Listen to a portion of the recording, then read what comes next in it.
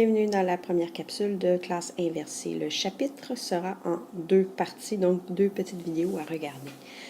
On va donc voir le chapitre 5, la représentation graphique de la variation d'enthalpie.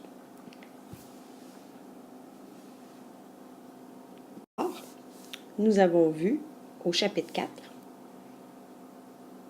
que les réactifs devaient absorber de l'énergie afin que les molécules puissent se défaire sous forme d'atomes. Donc ici, on a nos atomes. Les atomes étant hautement énergétiques à ce stade-ci, vont rapidement dégager, donc perdre de l'énergie afin de former nos nouveaux produits. L'énergie absorbée, c'est l'énergie des liens brisés et l'énergie dégagée, on appelle ça l'énergie des liens formés. La différence qu'on a entre les réactifs et les produits, dans ce cas-ci, notre variation d'enthalpie, elle est positive, donc on parle ici d'une réaction qui est endothermique. Ce qu'on va voir maintenant, c'est l'énergie d'activation, l'énergie qui est nécessaire pour briser les liens de nos réactifs afin d'avoir les atomes. C'est ce qu'on voit dans le chapitre. Alors, maintenant, le complexe activé. Le complexe activé, c'est le regroupement des atomes qui sont instables. Donc, quand les molécules de réactifs se sont brisées, les atomes sont instables, donc ils passent de la forme réactif en produit assez rapidement. Le complexe activé va donc se former seulement si l'énergie d'activation, donc EA qui est ici, est atteinte. Si on n'a pas assez d'énergie, la réaction ne peut pas avoir lieu.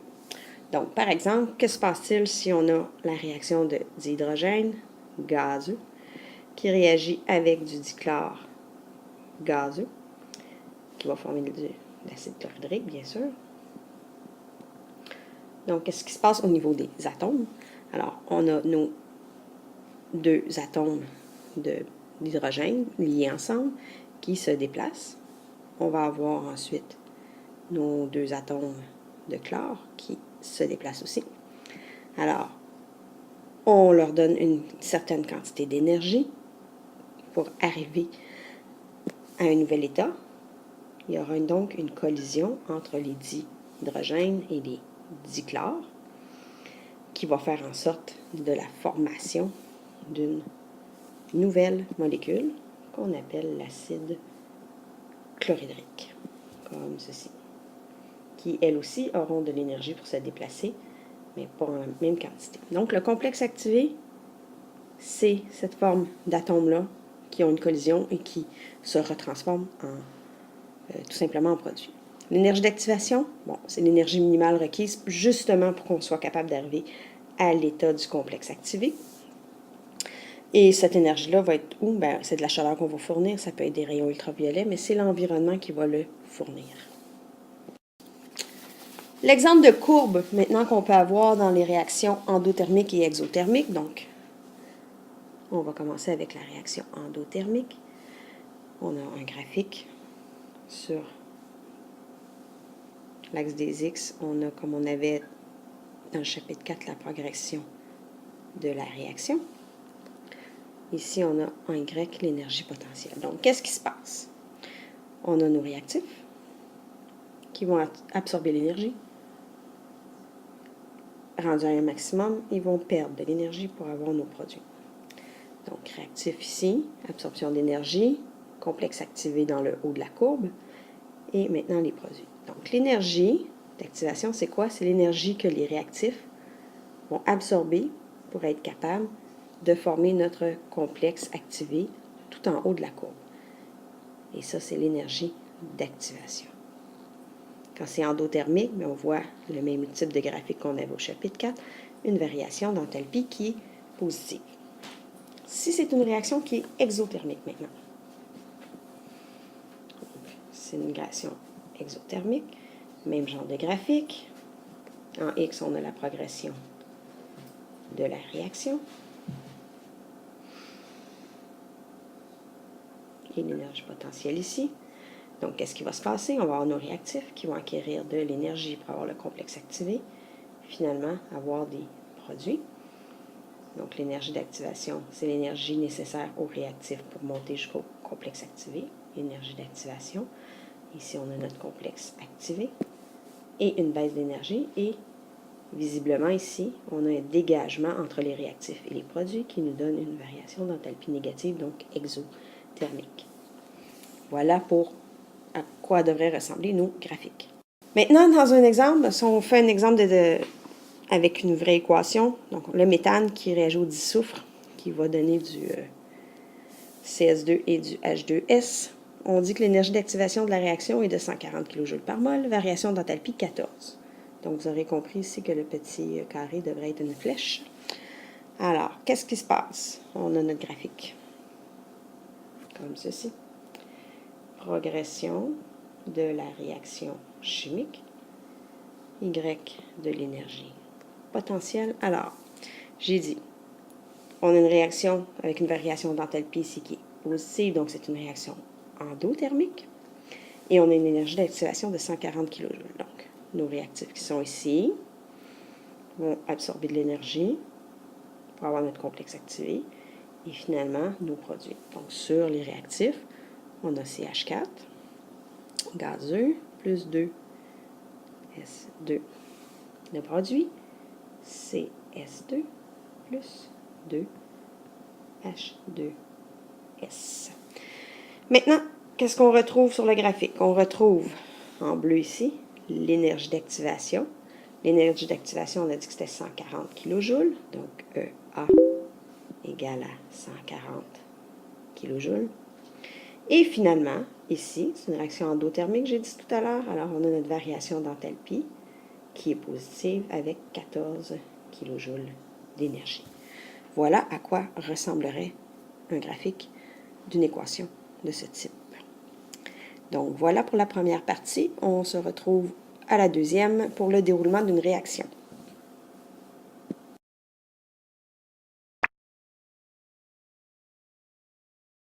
Augmenter parce qu'il y a beaucoup plus de liaisons. Bonjour, bienvenue dans la deuxième partie du vidéo de chapitre 5, la représentation graphique de la variation d'enthalpie. Nous allons continuer avec le déroulement d'une réaction complexe activée. L'énergie potentielle va augmenter parce qu'il y a beaucoup plus de liaisons qui ont été brisées entre les atomes. Donc, les réactifs se brisent pendant qu'il y a des liens qui se produisent. Tout ça se passe d'une façon très, très rapide. Alors, beaucoup d'énergie au complexe activé. Maintenant, je vous trace 3 graphiques, 3 lignes. La ligne numéro 1, la ligne numéro 2 qui sera en rouge. Je vais l'écrire ici. 1 en noir, 2. Et finalement, la ligne numéro 3. Et je vous pose la question, d'après vous, quelle sera la réaction la plus lente? La réaction la plus lente sera la numéro 1, parce que j'ai besoin de beaucoup plus d'énergie afin de libérer mes atomes. Donc, si j'ai besoin de beaucoup d'énergie, c'est beaucoup plus long à faire, c'est beaucoup plus long à obtenir. Donc, c'est elle qui sera la plus lente. À l'opposé, nous avons l'équation, la droite, pas l'équation, mais la droite 3, que j'ai oublié de numéroter, qui serait, elle, une réaction qui est spontanée. C'est-à-dire, je n'ai pas besoin de lui fournir d'énergie parce que ça se passe à température de la pièce. Donc, la numéro 3, on appelle ça une réaction qui est spontanée. Je donne un exemple. Vous vous rappelez peut-être l'an dernier, ça avait marqué beaucoup de personnes. On a présenté une vidéo qu'on montrait des alcalins quand on les mettait dans l'eau, la réaction que ça faisait. Ça faisait une réaction d'explosion. Donc, quand je mettais du sodium dans l'eau, il y avait une petite explosion. Et plus on descendait dans la famille des alcalins, plus l'explosion était violente. Tout ça, on n'avait pas besoin de chauffer, on n'avait pas besoin de fournir aucune énergie. Ça se passait dès le moment où l'alcalin était déposé dans l'eau. Ça, c'est une réaction spontanée. Maintenant, réaction inverse que vous ne voyez pas ici. Petit problème avec l'importation. Donc, la plupart des réactions chimiques sont irréversibles. Ça veut dire qu'on ne peut pas avoir des réactifs qui deviennent des produits qui redeviennent des réactifs. Je vous donne 2 exemples. La première, la combustion. La combustion du bois. Mais je vous donne vraiment... vous avez peu de chances d'être capable de faire revenir une bûche qui a brûlé dans votre foyer. Donc, la combustion, c'est ce que ça veut dire, c'est que la bûche devrait, quand c'est réversible, une réaction, on pourrait la faire brûler et la faire revenir ensuite de ça sous forme de bois, ce qui est à peu près impossible. Deuxième type de réaction qui nous entoure, l'oxydation, donc le métal qui s'oxyde, qui fait de la rouille, mais on ne peut pas revenir au métal après. Le métal a été oxydé par l'oxygène. Par contre, il y en a des réactions. Ça ne veut pas dire que ça n'existe pas. Il y a des réactions qui existent, qui peuvent se faire dans les deux sens. On va dire de ça que c'est une réaction qui est réversible. Quand on a des réactions qui sont réversibles, ça veut dire que les réactifs vont devenir produits et les produits peuvent redevenir à leur tour des réactifs. Alors, quand on va avoir une réaction qui est dite réversible, dans un sens, la réaction va être endothermique, dans l'autre, elle sera exothermique. Je vous donne l'exemple. Si j'ai une réaction dans un premier temps réversible qui est endothermique, alors progression de réaction sur l'axe X, bien sûr, et mon énergie qui est ici. Alors, si j'ai une réaction qui est endothermique, selon le graphique du complexe activé, on va avoir un graphique qui va ressembler à ceci. Donc, mes réactifs sont là, mes produits sont ici. J'ai mon énergie d'activation qui est ici. Et on a toujours notre variation d'enthalpie qui est ici et qui est positive parce que c'est endothermique.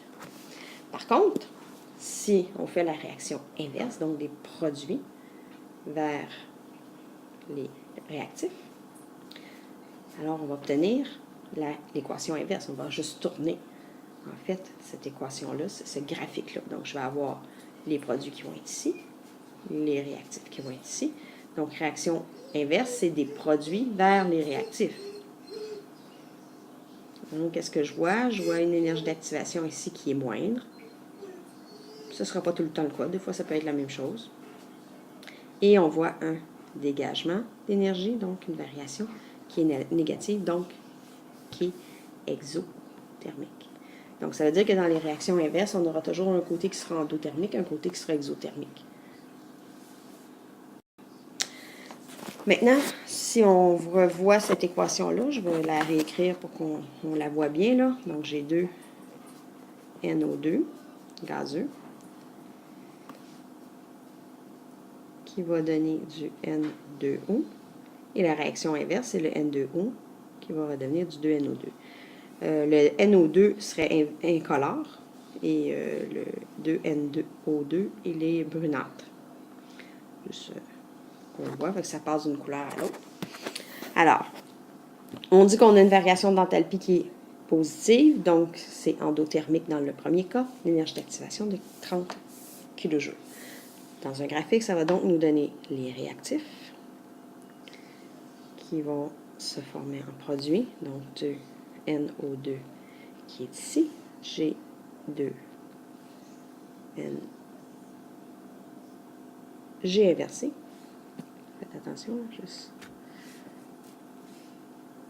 Je reviens ici, donc j'ai 2NO2, ça va aller mieux, donc une réactif qui sont ici, et j'ai du N2O qui serait ici. Alors, mon énergie d'activation est ici. L'énergie d'activation serait égale à 30 kJ. J'ai aussi une variation d'enthalpie qui est positive de... Je vais enlever plus, c'est pas ça que je voulais faire. Donc, qui serait égale à 15 kJ. Ça, c'est la réaction directe. Vous remarquerez que le petit delta H devrait aller plus ici. Alors, je vais juste effacer, juste pour le... Voilà. Alors, qu'est-ce qui va arriver? On fait l'inverse maintenant.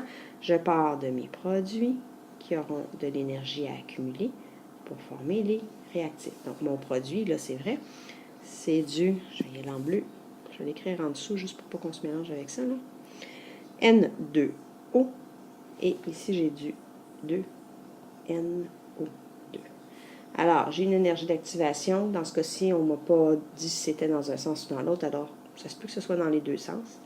Ça se peut que ce soit différent aussi. Vous verrez dans les problèmes. Donc, 30 kJ.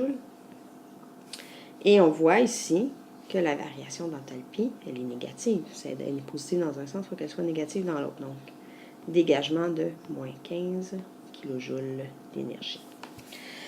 Donc, la meilleure façon de savoir si c'est réversible, ben, il n'y a pas 50 façons, il y en a juste une, c'est de faire l'expérience. Puis on va évaluer, on va voir si c'est possible que ce soit. C'est sûr qu'il y a d'autres de le voir.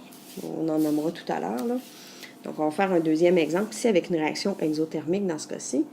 Et vous... Oh, je vais mettre le crayon. Voilà. Vous remarquerez encore une fois qu'il y a un petit décalage avec les flèches. Alors, ici, je regarde mon énergie. C'est une énergie qui est dégagée dans la réaction directe, donc du dihydrogène plus le diiode qui va de l'iodure d'hydrogène. C'est une réaction qui dégage de l'énergie. Donc, voilà le graphique qu'on aurait dans ce cas-ci. Donc, exothermique. Mon delta H qui est ici et la progression de réaction qui est ici. Alors, je commence avec mes réactifs qui sont là. 1 demi H2 plus 1 demi I2 vont avoir une certaine quantité d'énergie pour l'énergie d'activation et j'aurai la formation de HI ici. Donc, mon énergie d'activation dans le cas de la réaction directe sera de 63,5 kJ. Encore une fois, ça va vous être donné dans un problème, là, jusqu'au ici, je ne l'ai pas écrit. Et ma variation d'enthalpie, qui est exothermique, sera de moins 26,5 kJ. Donc ça, c'est dans un sens. Dans l'autre sens, maintenant,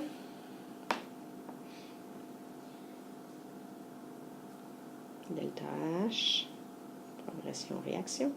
Donc, dans l'autre sens, qu'est-ce que je vais voir? Bien, je vais voir mon HI qui va être ici. Donc, l'iodure d'hydrogène. On va lui fournir de l'énergie pour arriver à faire un demi H2 plus un demi I2.